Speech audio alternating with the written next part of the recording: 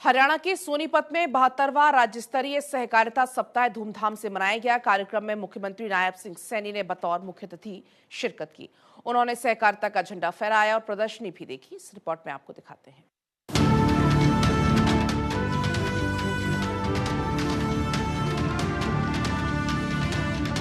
सोनीपत में आयोजित एक बड़े समारोह में मुख्यमंत्री नायब सिंह सैनी ने कहा कि भारत की आत्मा गांव में बसती है और गांव आगे बढ़ेंगे तो सिर्फ सहकारिता के रास्ते। इस दौरान मुख्यमंत्री ने युवाओं से अपील की कि पुरानी सोच छोड़ें, नई सहकारी समितियां बनाएं और डिजिटल इंडिया की ताकत से इन्हें ग्लोबल ब्रांड बनाएं।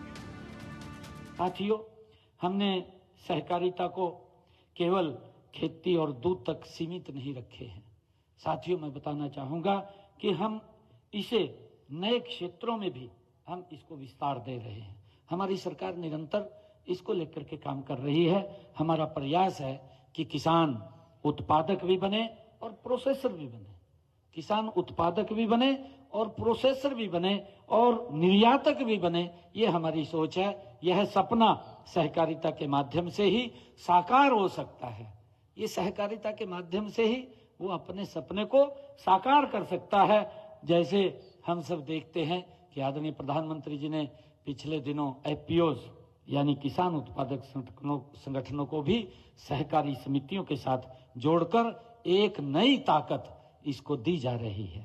साथियों, मुझे ये बताते हुए कि आज इस मंच से मैं विशेष रूप से हरियाणा के युवाओं को ये आह्वान भी करता हूं कि आप पारंपरिक सोच से बाहर निकल करके सहकारी समितियां बनाइए।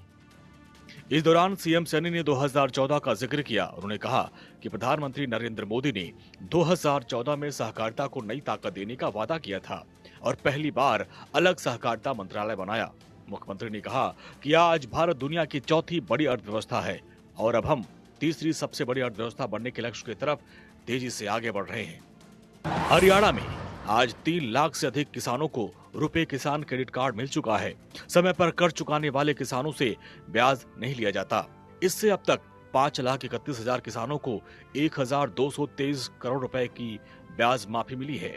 रोहतक में 180 करोड़ की लागत से मेगा फूड पार्क बन रहा है और सहकारी चीनी मिलें 93% क्षमता के साथ चल रही हैं। साथियों, इस साल को हम सहकारिता वर्ष के रूप में भी हम इसे मना रहे हैं। मुझे खुशी है कि इसके तहत देश भर के अनेक आयोजन वो हो रहे हैं। यह आयोजन सहकार से समृद्धि, समृद्धि से आत्मनिर्भरता, ये के संकल्प को सिद्ध करने का ये महत्वपूर्ण भूमिका निभाएगा। साथियों, आज जब हम 72वें सप्ताह का शुभारंभ कर रहे हैं तो हमें उन लाखों लोगों को याद करना चाहिए जिन्होंने अपनी छोटी छोटी बचत और सामूहिक शक्ति से विशाल सहकारी आंदोलन का निर्माण किया है। मुझे खुशी है कि आज भारत दुनिया की चौथी सबसे बड़ी अर्थव्यवस्था है। साथियों, हम तीसरी सबसे बड़ी अर्थव्यवस्था की ओर गति से बढ़ रहे हैं और इस लक्ष्य को प्राप्त करने के लिए सहकारिता की इसमें अग्रणी भूमिका होगी। इसके लिए मैं आप सबको बहुत बहुत साधुवाद देता हूं। इस दौरान मुख्यमंत्री ने कहा कि अब पैक्स सिर्फ कर्ज देने वाली संस्था नहीं रही, बल्कि 25 तरह के नए काम करके युवाओं, किसानों और महिलाओं को आत्मनिर्भर बना रहे हैं। केंद्रीय मंत्री अमित शाह ने नई सहकारिता नीति और देश की पहली सहकार यूनिवर्सिटी की नींव रखी है। हरियाणा भी पूरी ताकत के साथ हर घर से सहकारिता से जुड़ने में जुटा हुआ है। आप जानते हैं कि पैक्स ये सहकारिता की ये रीढ़ की हड्डी का काम करती है। इनके डिजिटल होने से पारदर्शिता आई है, भ्रष्टाचार रुका है और किसानों को, हम सब जानते हैं, किसानों को ऋण मिलने को लेकर के अन्य सेवाओं तक सब कुछ ये आसान हो गया है। पहले पैक्स का काम केवल ऋण देना था, हम सब जानते हैं, लेकिन अब हमारी नीति के तहत यही पैक्स 25 से ज्यादा अलग अलग काम, जिसका जिक्र हमारे मंत्री जी ने भी किया है, 25 अलग अलग काम वो कर सकती है। हमारी जो सहकारी समिति है वो अन्य 25 काम भी इसके माध्यम से कर सकती है, जिससे आम जन को उसका लाभ मिले और आम जन उससे लाभान्वित हो।